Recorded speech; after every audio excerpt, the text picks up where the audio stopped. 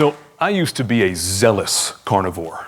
My idea of a varied meal was to eat 4 different kinds of meat at the same time. If my wife and I were invited out to a Shabbat lunch, I had to find out in advance if it was dairy so that I could emotionally prepare myself. Animals were things that I ate as often as possible, and as long as it was kosher and preferably cheap, I didn't really care how it ended up on my plate.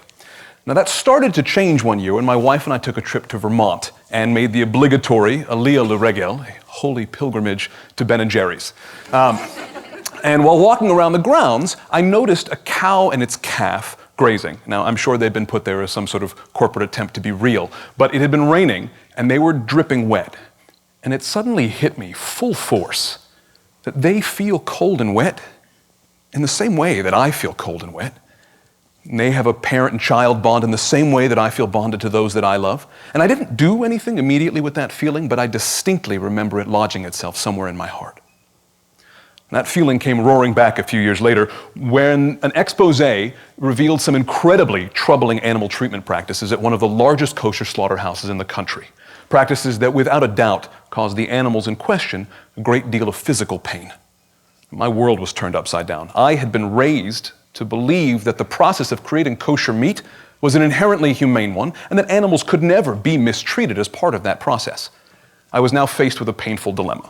I could either stop eating meat, become a vegetarian, which at that point would be the same as asking me to convert to a different religion, or I could find a way to create meat that was both kosher and also honored this new feeling. Now there's a word for that feeling, for the ability to step into the space of another living creature and to try and imagine in all its particular richness and detail what they might be feeling, what I would feel if I were in their shoes. The word is empathy. And empathy is at the root of all moral behavior. It's why our famous sage Hillel, when challenged to teach the entire Torah on one foot, responded with, "That which you would not want done to you, don't do that to somebody else. Everything else is commentary, now go and learn." He intuited that our clearest moral compass is empathy. That small voice inside us that asks, would I want that to happen to me? And it's true for both good and bad. At the core of all good deeds between 2 living beings is empathy. When we give charity, for example, we do it at least in part because we recognize that if we were to find ourselves desperate and poor, we would want someone to help us. And the dark side of that coin is equally true. If at the core of all crimes between 2 living beings is a lack of empathy, theft, rape, murder, any act of discrimination based on race or gender or sexual orientation has at its root the inability or unwillingness of the perpetrator to empathize with their victim. Right? I cannot simultaneously empathize with another living creature and cause that living creature harm. So empathy towards animals, and specifically for those of us who eat meat, animals that we use for food, is at the root of how we can be a better, more moral people. But how we treat animals is not merely a symbol for the moral health of our society. It has concrete ramifications. When we brutalize them, when we habituate ourselves to treating them with disregard, it filters back up, if not the food chain, then the morality chain. It is, for example, a known sign for sociopathy to torture animals at a young age.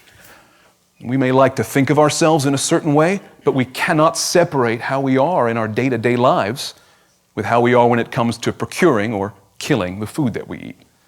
Now, before you get worried that I'm going to preach being a vegetarian at you, relax. I'm not, although it is a noble choice. But I do still eat meat, and I enjoy it a great deal. I just eat less of it.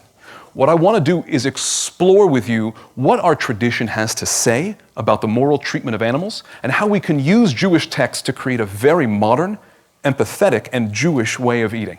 Now, the beginning of any exploration requires a question, and the question here should be obvious. What or how does Jewish tradition require us to treat animals? And the Torah guides us with the prohibition, "You shall not muzzle an ox in its threshing."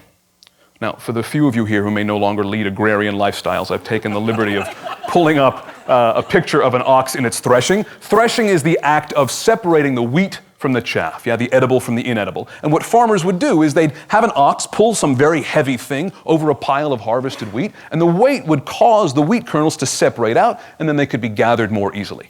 Now, obviously, the animal, being surrounded by food, would probably want to eat some of that food. And equally obviously, the farmer might have a financial incentive to not let that happen and so muzzle the animal.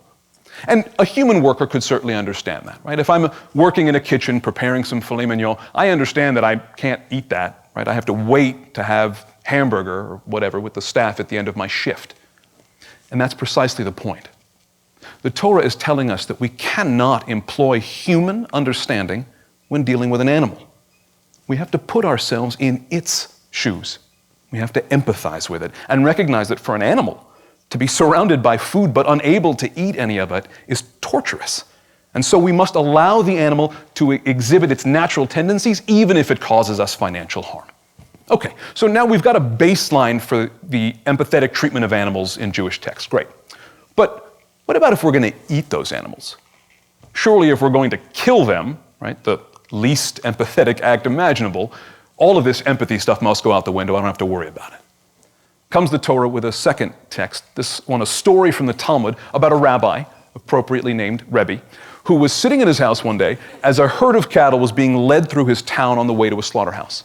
And one of the calves manages to break away, somehow finds its way to Rebbe's house and hides under his clothes, mooing pitifully in terror. And Rebbe turns to the animal and says, "Go, for this you were created." At which point a heavenly voice calls out and says, "Because you showed no pity, we will bring suffering upon you." And Rebbe was cursed with a toothache that lasted for 13 years. Now, my first thought on reading this story is, what on earth did Rebbe do wrong? Right? He simply told an animal that was being led to slaughter, a perfectly acceptable societal act in his time and in ours. Them's the breaks, that's how it goes. And that's the point. Because he treated the animal merely as an object with an inevitable destiny, rather than as a feeling creature who deserved pity, he was punished. Even when we are using an animal for food, even when we are killing it, we must still remember that it is a living, feeling creature and keep an awareness that honors that identity. Okay, so now we've got baselines both for empathy within Jewish text and even empathy when we're going to kill the animal and use it for food. But now I'm sitting here at my table and I've got a piece of kosher meat in front of me. Surely if it's kosher, which literally means fit to eat, it must be okay, right? So all this empathy stuff must have been taken care of. I don't need to worry about it. I can dig in without a second thought.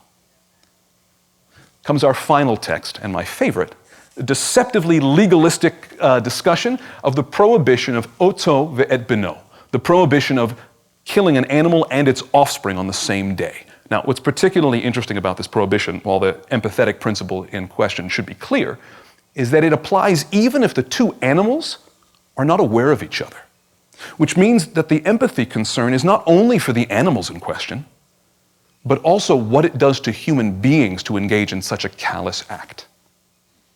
So the Mishnah asks, what happens if someone went ahead and violated this principle, right? Someone went ahead and shechted, killed both animals, an animal and its offspring on the same day, and now we have the meat in front of us. What is the status of this situation? And the Mishnah tells us, both animals are kosher, you can eat both of them, but the person who killed the second animal, who caused the principle of empathy to be violated, that person is punished with lashes. They are tied to a post and whipped. Now, this text is a powerful, if somewhat sad reminder that the laws of kashrut and the laws of empathy are not intertwined, sadly. They are separate. But it is also a powerful reminder for those of us who choose to keep kosher that keeping kosher is not enough. It is not sufficient. It does not let us off the hook. We are still liable for our empathetic lapses while we are eating kosher. And for those of us who choose not to keep kosher, it is a powerful reminder that kashrut is not the only Jewish text-based way to have a mindful Jewish food practice. Right? Empathy, that root of morality, should be the touchstone for every Jew in what they do and what they eat, and is the cornerstone of a Jewish food practice. I want you to ask yourselves, what one aspect of my eating, that most vital of activities, right, nourishing our very existence, can be done in a more empathetic way? Can I choose to eat less meat? Can I choose to eat meat only that I know has been produced in a humane way? Can I choose to eat humane meat perhaps once a week on Shabbat, once a month, perhaps even just once a year on Rosh Hashanah?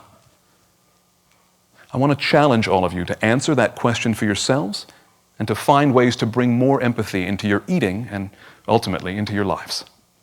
Thank you.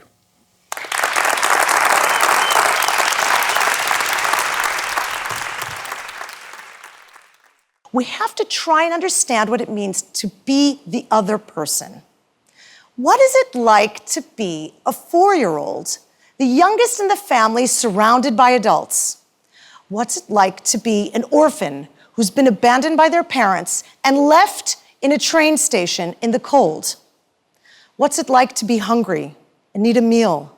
What's it like to be without a job and look around the table and know that you cannot support your family?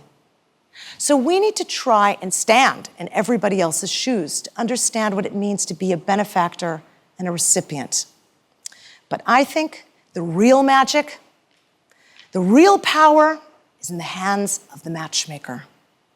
That ultimate universal narrative, that powerful narrative that can convey the joy, the sadness, the fear, the history, the legacy, Jewish identity, that can make any cause your cause and the most important cause in the world, and create an environment where empathy can actually flourish.